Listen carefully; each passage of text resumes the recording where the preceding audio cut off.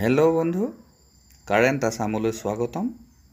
আজি আপোনালোকক এটা অতি চমু ভিডিঅ' মই আগবঢ়াইছোঁ। আপোনালোকে মোৰ ভিডিঅ'টো প্ৰথমৰ পৰা শেষলৈকে চাব বুলি মই আশা কৰিলোঁ।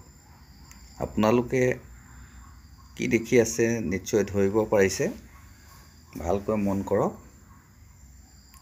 এডাল মাৰি পৰি থকা নিচিনা লাগিছে, কিন্তু এডাল মাৰি নহয়, এইটো এটা ঔষধ হয়।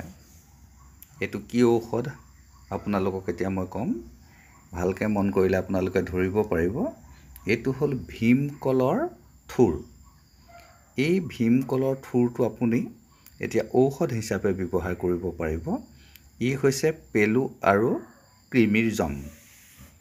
যদি আপোনাৰ পেলু বা কৃমি সৰু সৰু ল'ৰা ছোৱালীবিলাকৰ হৈছে বা আপোনাৰ পৰিয়ালত কাৰোবাৰ আছে, তেতিয়াহ'লে আপুনি এনেকুৱা থুৰ কেইটামান কাটি আনক।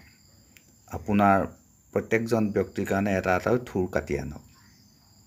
আৰু আপুনি এই থুৰটো লাহেকৈ মেলি পেলক।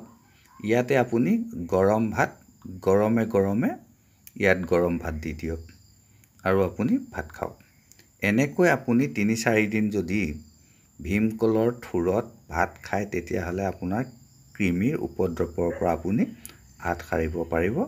অতি প্ৰমাণিত ঔষধ।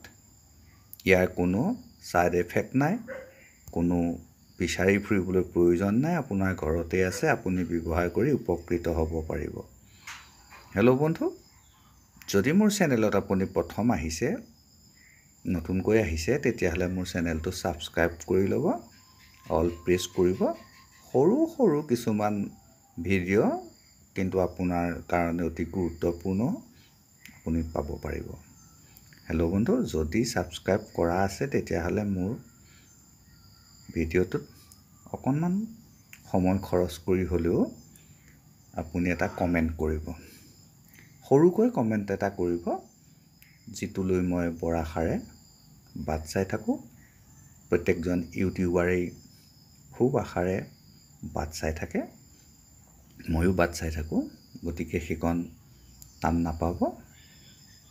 আজিলৈ আহোঁ, আকৌ এটা নতুন ভিডিঅ' লৈ কালিলৈ মই লগ হ'ম। ধন্যবাদ।